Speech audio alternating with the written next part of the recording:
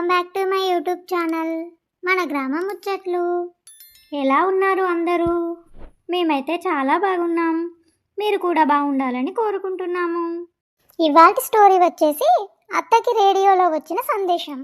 ఇంకా స్టోరీలోకి వెళ్ళిపోదాం పదండి. అత్తయ్య, ఏంటి ఈరోజు పొద్దున్నే ఆ పాత రేడియోని పట్టుకొని కూర్చున్నారు? ఎన్నిసార్లు చెప్పాను దాన్ని పక్కన పెట్టేయమని.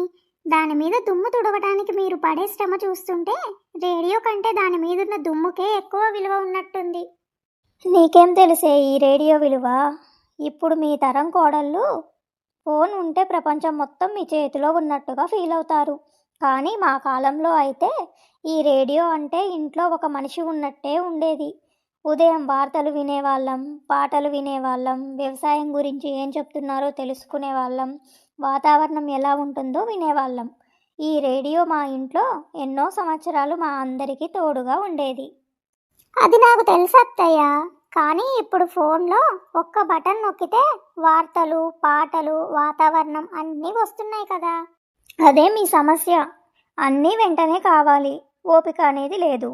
రేడియోలో పాట రావాలంటే ఎదురు చూడాలి, వార్త రావాలంటే సమయం చూసుకోవాలి. ఆ ఎదురు చూపులోనే ఆనందం ఉండేది. ఇప్పుడు మీ ఫోన్లో పాట నచ్చకపోతే వెంటనే మార్చేస్తారు. మనుషుల్ని కూడా అలాగే మార్చేస్తున్నారు. అత్తయ్య, ఉదయాన్నే తత్వశాస్త్రం మొదలు పెట్టకండి. నేను అడిగింది రేడియో ఎందుకు బయట పెట్టారని. ఈరోజు దీన్ని మళ్ళీ పని చేయించబోతున్నా. నిన్న రాత్రి దాని మీద పాత బ్యాటరీ దొరికింది. ఒకసారి ప్రయత్నిస్తే ఏం పోతుంది? అది పనిచేస్తే మీకు పని పెరుగుతుంది అత్తయ్య. ఎలా? రేడియోలో ఏ వార్త వచ్చినా మీరు పక్కింటి వాళ్ళందరికీ చెప్పాలి కదా. అప్పుడు మీకు రోజంతా పని. అది పని కాదు, అది సమాచార సేవ. అవునా? మరి ఊర్లో మీకు సుబ్బమ్మ న్యూస్ ఛానల్ అని పేరు పెడితే బాగుంటుంది. అయ్యో, వినిపిస్తుంది. లక్ష్మి, ఇట్రా, త్వరగా రా.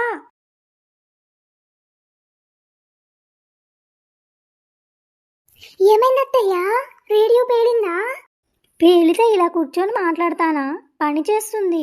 ఇన్ని సంవత్సరాల తర్వాత మళ్ళీ పని చేస్తుంది. వామ్మో, టెన్షన్ పెట్టారుగా అత్తయ్య. ఈరోజు గ్రామ ప్రజలు ఏమన్నాడు? గ్రామ ప్రజలు అన్నాడు. అదేంటి? తర్వాత ఏమన్నాడో వినిపించలేదే. రేడియో సిగ్నల్ పోయింది.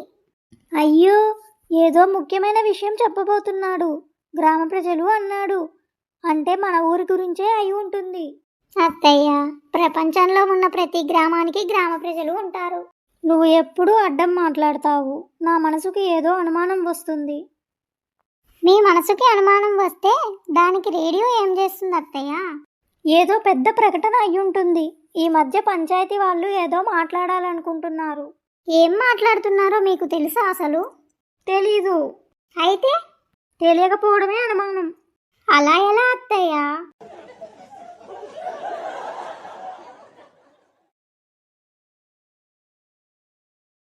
సుబ్బమ్మక్క, ఏం జరిగింది? మీ ఇంటి ముందు నుంచి రేడియో శబ్దం వినిపించింది. ఏదైనా ముఖ్యమైన వార్త? పుల్లమ్మ, రేడియోలో మన గ్రామ ప్రజల గురించి ఏదో ప్రకటన వచ్చింది. అయ్యో, ఏం జరిగిందట? అదే పూర్తిగా వినిపించలేదు. పూర్తిగా వినిపించకపోయినా ఏదో జరిగిందని మాత్రం నీకు ఎలా తెలుసు? గ్రామ ప్రజలు అన్నాడు కదా.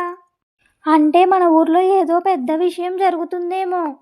మీ ఇద్దరు కలిసి ఇప్పుడు రేడియోలో వినని వార్తని తయారు చేయబోతున్నారు. నువ్వు చిన్నదానివి, మాకు అనుభవం ఉంది. ఊర్లో ఏదైనా జరగబోతే ముందుగా గాలి వార్త వస్తుంది. ఆ గాలి వార్త ఎవరి దగ్గర మొదలవుతుందో తెలుసా? మీ దగ్గరేనా? అదేం కాదు, మొదట గాలి వస్తుంది, తర్వాత నా చెవికి వస్తుంది.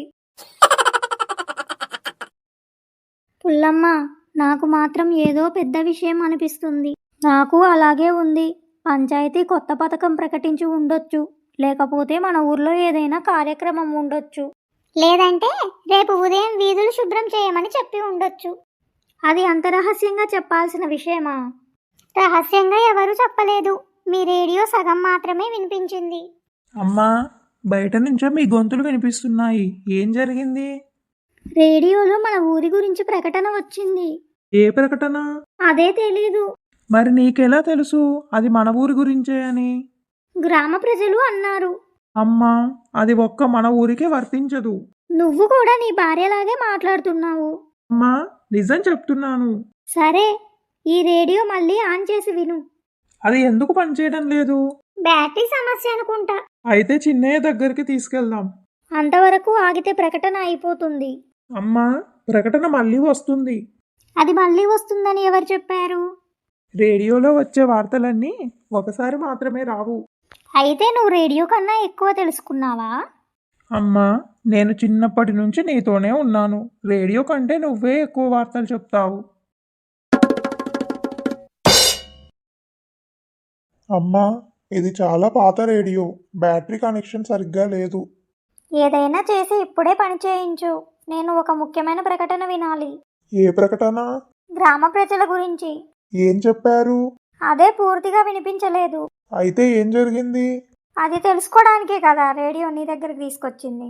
అమ్మా, రేడియో రిపేర్ చేయగలను, కానీ రేడియోలో వినిపించని మాటలు నేను ఊహించలేను. నువ్వు రేడియో మెకానిక్ కదా, ఏదైనా ఊహించి చెప్పు. అమ్మా, నేను మెకానిక్, జ్యోతిష్యుడు కాదు. అయ్యో, వచ్చింది, శబ్దం వచ్చింది. రేపు ఉదయం గ్రామ ప్రజలు అందరూ తమ తమ ఇళ్ల ముందు పరిసరాలను శుభ్రంగా ఉంచాలని పంచాయతీ విజ్ఞప్తి. అత్తయ్యా, ఏంటి ఇదేనా మీరు ఊరంతా చెప్పబోయిన పెద్ద రహస్యం? అయ్యో, నేను ఏదో పెద్ద పథకం అనుకున్నా. నేను ఏదైనా పండుగ అనుకున్నా. అసలు విషయం ఏంటంటే రేపు ఇళ్ళ ముందు శుభ్రం చేసుకోవాలట. అంతేనా? అంతే అత్తయ్య, నేను ఇంతసేపు దీని గురించి ఆలోచించానా? అవును. పుల్లమ్మని పిలిచానా? అవును. రాముని కూడా పిలిచానా? అవును. ఈ విషయం తెలుసుకోవడానికి చిన్నయ్య దగ్గరికి రేడియోని కూడా తీసుకొచ్చానా రిపేర్ చేయించడానికి. అవునత్తయ్య. అంటే ఒక చిన్న ప్రకటన కోసం మన ఇంట్లోనే ఒక చిన్న పంచాయతీ పెట్టేశామన్నమాట. అత్తయ్య, మీకు ఒక విషయం చెప్పనా? మీరు ఇలా ప్రతి చిన్న విషయాన్ని పెద్దదిగా చేసుకోవడం వల్లే మన ఇంట్లో ఎప్పుడూ ముచ్చట్లు ఆగవు. అది నిజమే, కానీ ఒక విషయం గుర్తుపెట్టుకో అమ్మా. మా కాలంలో సమాచారం చాలా దూరం నుంచి వచ్చేది. అందుకే ఏదైనా వార్త వింటే దాన్ని జాగ్రత్తగా తెలుసుకోవాలనిపించేది. ఇప్పుడు మీ చేతిలో ఫోన్ ఉంది.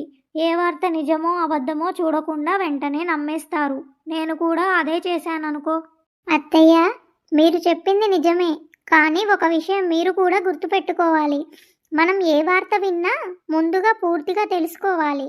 లేదంటే మనం చెప్పే మాట ఇంకొకరి దగ్గరికి వెళ్ళేసరికి అసలు వార్తే మారిపోతుంది. అది మాత్రం నిజం. నేను నిన్న పక్కింటి వాళ్ళ దగ్గర రేపు పంచాయతీ సమావేశం ఉండొచ్చు అన్న మాట విన్నాను. ఈరోజు ఉదయానికి నా దగ్గరికి వచ్చేసరికి రేపు పెద్ద పంచాయతీ జరగబోతుంది అయిపోయింది. అమ్మా, పుల్లమ్మ, మీరు ఇద్దరు కలిసి ఉంటే మన ఊరికి న్యూస్ ఛానల్ అవసరమే లేదు. అది కూడా బ్రేకింగ్ న్యూస్ పేరుతో. సరే సరే, ఇక నుంచి పూర్తిగా వినకుండా ఏ వార్త చెప్పను. అది నువ్వు నిజంగా పాటిస్తావా? పాటిస్తాను. అయితే రేపటి నుంచి మన ఊర్లో సగం వార్తలు ఆగిపోతాయి. ఆపకురా. ఎందుకు? ఇంకేమైనా ముఖ్యమైన ప్రకటన వస్తుందేమో. అత్తయ్య, ఇప్పుడు ఏం వచ్చినా ముందుగా పూర్తిగా వింటారా?